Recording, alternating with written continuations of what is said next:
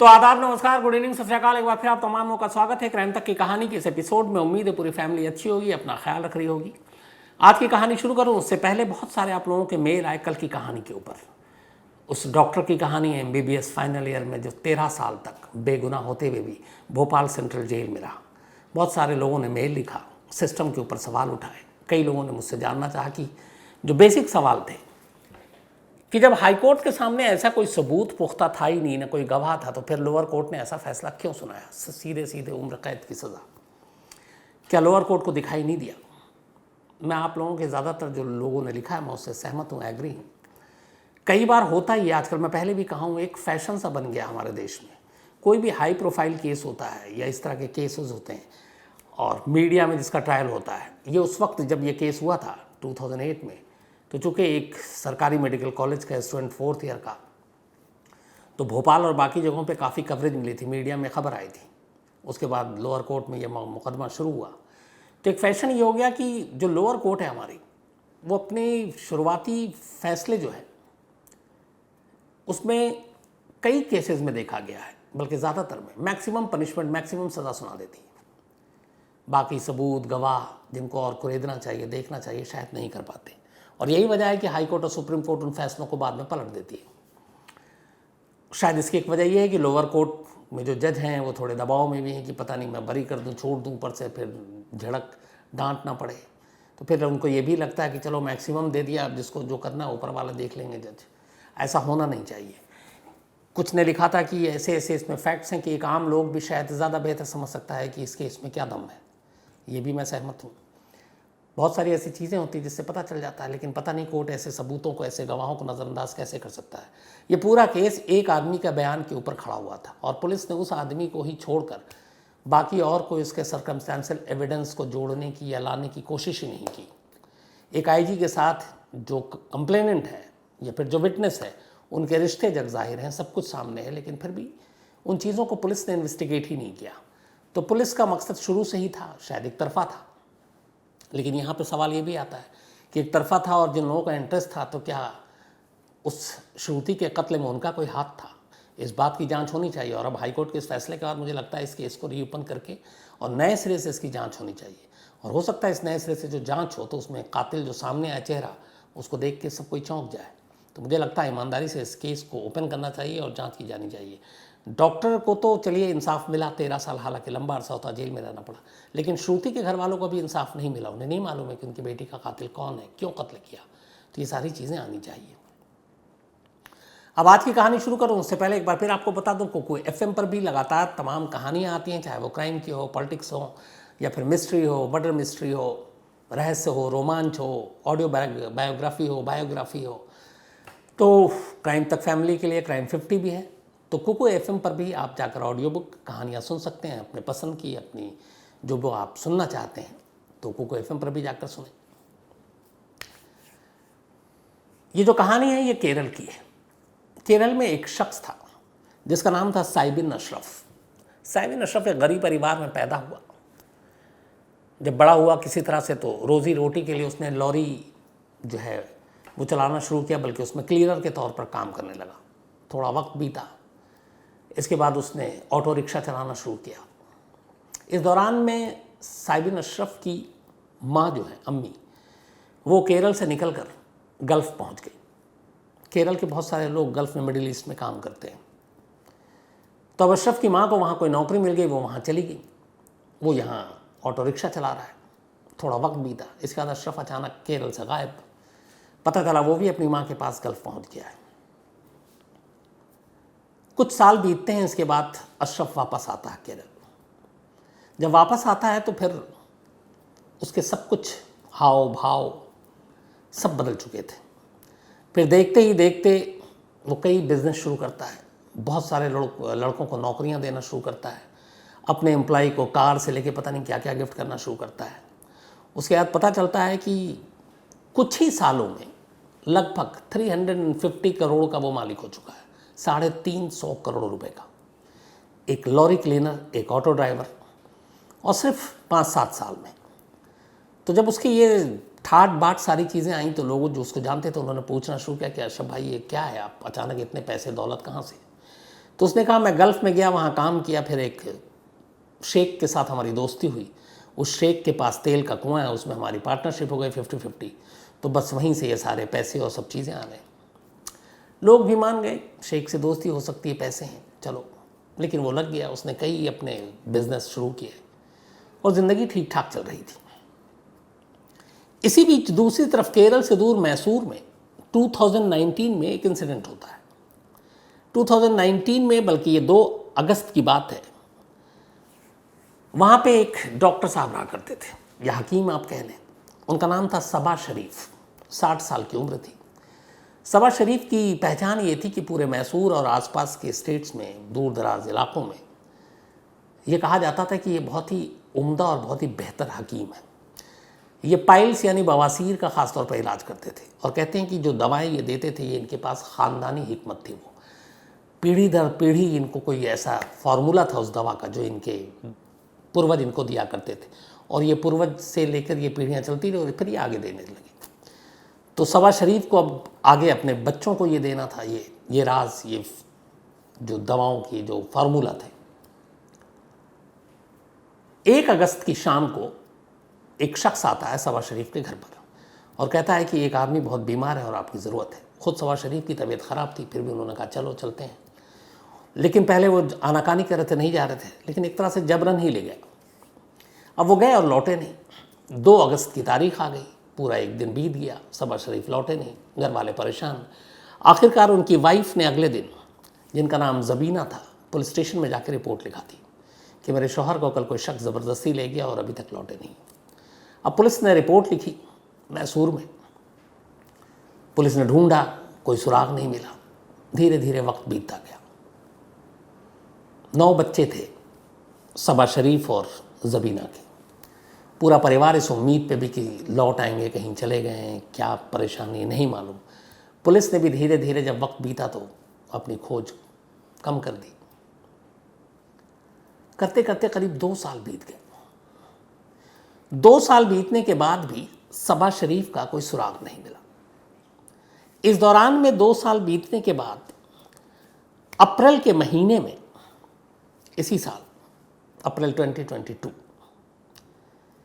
सबा शरीफ की गुमशुदगी के 2 साल के बाद साइबिन अशरफ, जो मैंने आपको बताया कि लॉरी क्लीनर से लेके ऑटो ड्राइवर से लेकर कैसे 350 करोड़ का मालिक बन गया, तो अशरफ ने एक केरल में पुलिस स्टेशन है काइपनचेरी पुलिस स्टेशन में उसने जाकर रिपोर्ट लिखाई। रिपोर्ट ये थी कि उसके 3 मुलाजिमों ने उसके घर में चोरी की, करीब 7 लाख रुपए कैश लिए, बाकी चीज़ें ली और साथ में एक लैपटॉप जिसमें उसकी काफ़ी अहम जानकारियां हैं। अब उसने जाकर पुलिस स्टेशन में रिपोर्ट लिखाई। अब अशरफ तब तक एक NRI, बिजनेसमैन, इंडस्ट्रियलिस्ट, 350 करोड़ का मालिक, तो पुलिस भी हरकत में आई। पुलिस ने अब ढूंढना शुरू किया नामजद चोरों के नाम जो उसने लिखा है। उनके नाम लिखा है शहाबुद्दीन, नौशाद और निशाद, और ये तीनों इत्तेफाक से अशरफ के मुलाजिम, अशरफ के साथ काम करते थे। अब जब रिपोर्ट लिखाई तो पुलिस हरकत में आई। उन्होंने कहा भाई पकड़ो इन्हें। तो शहाबुद्दीन को पकड़ लिया, निशाद को भी पकड़ लिया, नौशाद हाथ नहीं आ रहा था। इस दौरान में नौशाद को इस FIR की खबर मिली कि अशरफ ने उसके खिलाफ चोरी का इल्ज़ाम लगाया है। वो अपने कुछ साथियों को लेकर 22 अप्रैल को, 22 अप्रैल पिछले महीने, तिरुवनंतपुरम में एक सेक्रेटरीट है वहाँ पे, सचिवालय, वहाँ जाकर उसने खुदकुशी करने की कोशिश की। उसने कहा कि पुलिस मुझे फंसा रही है और अशरफ ने मेरे खिलाफ झूठा इल्ज़ाम लगाया है, तो इसलिए अगर पुलिस ने ईमानदारी से काम नहीं किया तो मैं जान दे दूंगा। और वो बाकायदा मिट्टी का तेल, केरोसिन ऑयल लेकर पहुंचा था और सुसाइड करने की धमकी दी।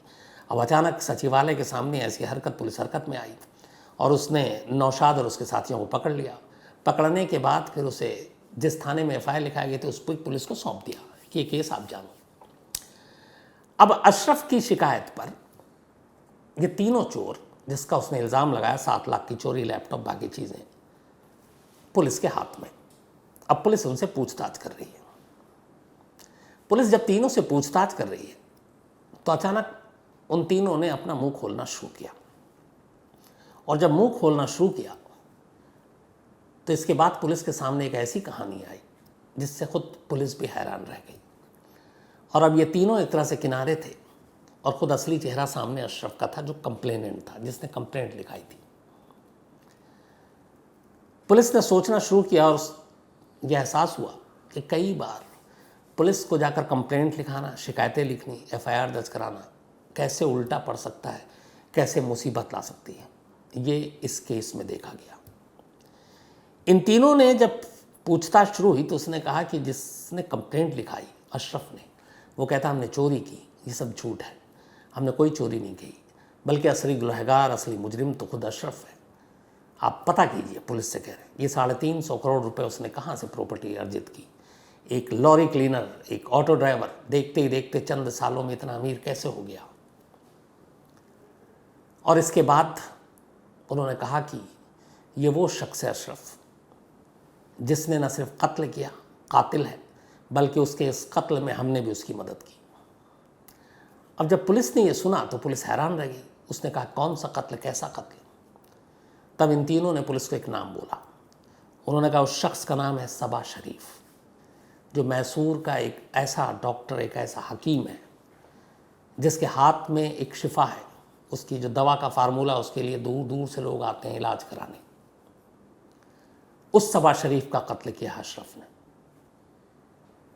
अब पुलिस ने सबा शरीफ की फाइल निकाली, मैसूर से पता किया, पता चला हाँ मैसूर के थाने में उसकी गुमशुदगी की रिपोर्ट दर्ज है 2 अगस्त 2019 से ही। केरल की एक पुलिस मैसूर पहुंचती है, पूरी सबा शरीफ के बारे में जानकारी लेती है, वापस आती है। अब इसके बाद अशरफ को उठाया जाता है। उस अशरफ को जो अभी तक कंप्लेनेंट था, उसके बाद उससे पूछा जाता है ये सबा शरीफ की कहानी क्या है। तीनों सामने थे। अशरफ समझ गया कहानी उगल चुके हैं ये, उसके पास कोई चारा नहीं था। इसके बाद अशरफ कहानी सुनाना शुरू करता है। अशरफ ने सारे पैसे 2 नंबर के ज़रिए कमाए। गल्फ़ में भी उसकी गलत सोहबत, यहाँ आने के बाद उसने अलग अलग बेईमानी से, ब्लैकमेलिंग से और लोगों को डरा धमका कर इस तरीके से उसने पैसे उगाने शुरू किए, एक अपनी टीम बनाई। फिर उसे अचानक पता चला कि मैसूर में एक डॉक्टर साहब हैं जिनका नाम है सबा शरीफ, बल्कि हकीम है, और ख़ासतौर पे पाइल्स और बवासीर के लिए उनके पास जो इलाज है, जो दवाएं हैं, वो इतनी कारगर हैं कि लोग दूर दूर से आते हैं। उसने कहा कि अगर ये फार्मूला हमें मिल जाए तो मैं इसको गल्फ़ में और बाकी जगह पर इसको बेचकर काफ़ी पैसे कमा सकता हूँ। अब वो इस फार्मूले के पीछे पड़ गया कि आखिर सबा शरीफ और उसके ख़ानदान उस दवाओं में ऐसा क्या मिलाते हैं जिससे लोग ठीक हो जाते हैं और दूर दूर से लोग, मरीज़ यहाँ इलाज कराने आते हैं। उसे वो फार्मूला चाहिए था और उस फार्मूले के लिए वो कुछ भी करना चाहता था। उसने कई बार इनडायरेक्टली, डायरेक्टली सबा शरीफ से कहा कि आप हमें फार्मूला दें, हम आपको पैसे भी देंगे। उन्होंने कहा ये हमारे ख़ानदानी एक तरह से पेशा है और पीढ़ी दर पीढ़ी हम सिर्फ अपनी औलादों को ही ये फार्मूला देते हैं, बाहर के लोगों को नहीं। कोशिश कर कर के हार गया। इसके बाद अशरफ ने फिर अपने बंदे को भेजा 1 अगस्त 2019 को, और ये बहाना किया कि एक बुज़ुर्ग हैं जो बहुत बीमार हैं और आपकी सख्त ज़रूरत है, आप चल चलें। सबा शरीफ उस वक्त बीमार थे, लेकिन फिर भी उन्होंने टाला कि अगले दिन आ जाओ, कल आ जाओ। लेकिन वो बहाने से बाहर लाया और फिर बैठाकर जबरन उनको निकाल कर लेके चला आया। वहाँ से उनको केरल लाया गया। केरल में अशरफ के ठिकाने पर रखा गया। इसके बाद उनके ज़िंदगी के साथ जो जुल्म और सितम की कहानी थी वो 3 अगस्त से ही शुरू हो गई 2019। डेली अशरफ आता, फार्मूला मांगता, वो मना करते। इसके बाद उसके लोग जो है उन्हें पीटते। करीब 1.5 साल तक एक 60 साल के बुज़ुर्ग को एक दवा के फार्मूले के लिए अशरफ के गुंडे और लोग पीटते रहे। पीटने के बाद आखिरकार अक्टूबर 2019 में उठाया था। अक्टूबर 2020 आ गया, हालत ख़राब हो गई, लेकिन अशरफ ने छोड़ा नहीं। इसके बाद वक्त बीतता गया, वो फार्मूला बताने को तैयार नहीं। इधर हर दिन उन्हें कैद करके रखा जाता, उतना ही खाना पानी दिया जाता जितने में वो ज़िंदा रहे। शर्त एक ही थी कि फार्मूला बताओ और जाओ। और हकीम सबा शरीफ फार्मूला देने को तैयार नहीं। और इसी के बाद एक दिन गुस्से में अशरफ आया और उसने बहुत तेज़ पिटाई की। उसने लात पैर सब चलाए, सीने पे लगा, और कहते हैं उसी पिटाई के दौरान सबा शरीफ की मौत हो गई। अब जब पता चला कि वो मर गए, तब इसके बाद अशरफ ने अपने लोगों को बुलाया, उनमें यही 3 थे, शहाबुद्दीन, नौशाद और निशाद, और कहा लाश ठिकाने लगानी है। इसके बाद सबा शरीफ के लाश के टुकड़े किए गए और टुकड़े करने के बाद उन लाशों के टुकड़ों को केरल की अलग अलग नदियों में जाकर फेंक दिया गया और इस तरीके से इस कत्ल के सारे सबूत मिटा दिए गए। दुनिया को पता ही नहीं चला कि सबा शरीफ 1.5 से पौने 2 साल तक किसके कैद में थे, उनका हश्र क्या हुआ। जब अशरफ ने पूरी कहानी सुनाई तो केरल की पुलिस वापस मैसूर गई और मैसूर में जाकर सबा शरीफ के परिवार से मिली, उस परिवार से जिसमें उनके 9 बच्चे और पत्नी थी, जो आज भी इंतज़ार कर रही थी कि 2 साल लगभग होने को थे कि उनके शौहर, उनके बाप लौट कर आएंगे। लेकिन केरल पुलिस ने उन्हें उनकी पूरी कहानी सुनाई। पूरे घर के ऊपर पहाड़ टूट पड़ा। उन्हें उम्मीद नहीं थी ऐसा कत्ल। और दूसरा अफसोस की बात ये कि आखिरी बार दीदार भी नहीं कर पाए वो लोग, ना वो अपने शौहर की, ना वो बच्चे अपने बाप की, क्योंकि टुकड़ों में बहा दिया गया था। उस घर से कुछ ब्लड स्टेन और बाकी चीज़ें कलेक्ट किया पुलिस ने, बयान दर्ज हुए और फिर इसके बाद अशरफ के खिलाफ कत्ल का भी मामला दर्ज किया गया। ये सारी चीज़ें अभी इसी मई के महीने में हो रही हैं। अब अशरफ के साथ वो तीनों भी इस वक्त पुलिस की हिरासत में हैं और केरल पुलिस का मानना है कि ऐसा केस जो एक चोरी के लिए FIR 10 से कहानी शुरू हुई और एक ऐसे कत्ल पर जाकर ख़त्म हुई, जिस शख्स का कत्ल हुआ उसका 2 साल से कोई अता पता ही नहीं था, और मैसूर की वो कहानी, मैसूर का वो शख्स केरल में आकर मारा जाता है और 2 साल तक उसकी पहेली ही रहती है। अगर खुद अशरफ अपने ही लोगों के ख़िलाफ़ पुलिस स्टेशन जाकर कंप्लेंट न लिखाता तो शायद ये राज हमेशा के लिए राज रहता। लेकिन अब वो सोचता होगा कि क्यों उसने अपने ही लोगों के ख़िलाफ़ एक कंप्लेंट लिखाई। अगर न करता ऐसा तो ना वो मुंह खोलते, ना ये कत्ल सामने बाहर आता। लेकिन फिर वही कहते हैं कि आदमी कोई भी जुर्म करे, कहीं ना कहीं गलती कर बैठता और पकड़ा जाता है। इसलिए जुर्म करने से पहले 1000 बार सोचना चाहिए और जिसे ये गलतफहमी है कि वो कभी पकड़ा नहीं जाएगा, उसे दूर करना चाहिए। कानून के हाथ ईमानदारी से बहुत लंबे होते हैं और अगर पुलिस अपने ऊपर आ जाए तो एक फिल्म का डायलॉग है कि कोई मंदिर और मस्जिद के बाहर से चप्पल भी चोरी नहीं कर सकता। ये फैक्ट है। तो ये थी कहानी एक ऐसे हकीम की जिन्होंने अपनी जान दे दी, लेकिन अपने पूर्वजों का वो नुस्खा, वो फार्मूला नहीं दिया, और उस शख्स की जो देखते ही देखते अमीर हो गया और एक फार्मूले के लिए उसने एक बेगुनाह को मारा, लेकिन एक कंप्लेंट ने उसकी सारी चीज़ें बर्बाद कर दी। कहानी का सिलसिला ख़त्म, लेकिन अपना सिलसिला अब शुरू। कपिल काले जी, आज इनका बर्थडे है, तो हैप्पी बर्थडे कपिल। और प्रकाश रावते ने भेजा, यवतमाल से इनके दोस्त हैं। शिवांक इनका भी आज जन्मदिन है, तो हैप्पी बर्थडे शिवांक। सतीश कुमार बर्रा ने भेजा है, उनके बेटे हैं। इसके अलावा दीक्षा ठाकुर का भी आज जन्मदिन है, हैप्पी बर्थडे दीक्षा जी। और सोनू ठाकुर जी ने भेजा, उनकी पत्नी है ऊना से। भीमराज मीणा साहब का भी आज जन्मदिन है, हैप्पी बर्थडे भीमराज साहब, उदयपुर से हैं, बहुत ही खूबसूरत जगह है। इसके अलावा अमित प्रसाद की दीदी और जीजा की एनिवर्सरी है आज, तो बहुत बहुत बधाई। अमित जी, आपने नाम तो लिखा नहीं। मुनेश जी और जयवीर जी, इनकी भी एनिवर्सरी है, आप दोनों को भी बहुत बहुत बधाई। और नरेंद्र जांगरा जी ने भेजा है।